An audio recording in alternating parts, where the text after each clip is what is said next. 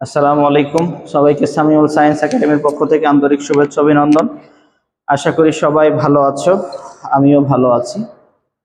HSC botany আর chapter 5 আমরা কয়েকটি প্রশ্ন নিয়ে আলোচনা করব। তার মধ্যে হচ্ছে দেখো যে প্রথম প্রশ্নটি 1 নাম্বার, সজীব রাতে সুপ খেয়েছিল। সুপটি এক ধরনের ছত্রাক দিয়ে তৈরি করা হয়েছিল। ছত্রাকটি মৃতজীবী এবং ব্যাসিডিওমাইসিটিস শ্রেণীর অন্তর্ভুক্ত। এখন ক নাম্বার প্রশ্ন হচ্ছে পাইরিনয়েড কি? খ নাম্বার প্রশ্ন হচ্ছে ইওলোথ্রিক্সের জীবনচক্রে হ্যাপ্লন্টিক কেন হয়?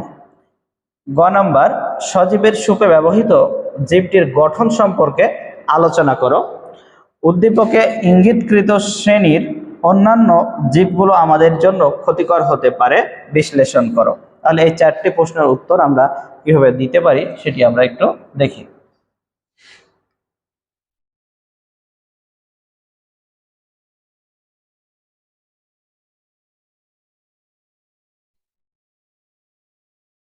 দেখো ক নাম্বার, পাইরিনয়েড হলো ক্লোরোপ্লাস্টের মধ্যে অবস্থিত একটি প্রোটিনমূলক ঘন অংশ, যা প্রধানত শৈবাল ও কিছু নিম্ন স্তরের উদ্ভিদের কোষে দেখা যায়। এর মূল কাজ হলো খাদ্য সংরক্ষণ, বিশেষ করে শ্বেতসার বা স্টার্চ।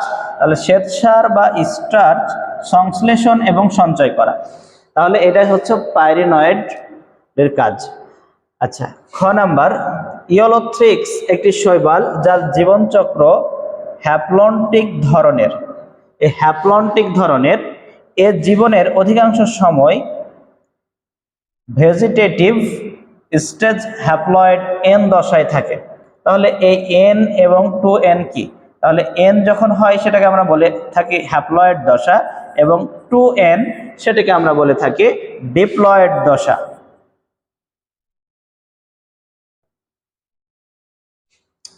শুধু যৌন প্রজননের সময় গ্যামেটদের সংযোগে ডিপ্লয়েড 2n জাইগোট তৈরি হয়।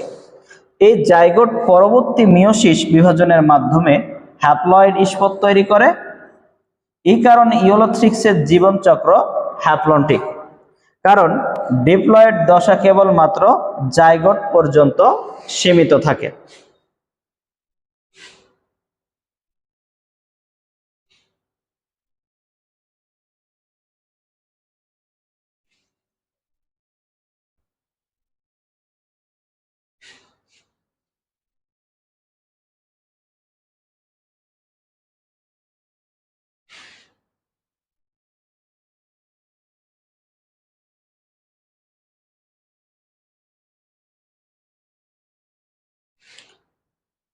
আচ্ছা,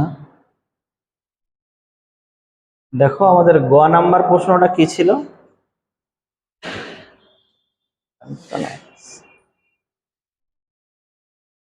গ নাম্বার প্রশ্নটা হচ্ছে সজীব সুপে ব্যবহৃত জীবটির গঠন সম্পর্কে আলোচনা করো। তাহলে এটির গঠন সম্পর্কে আমরা আলোচনা করতে গেলে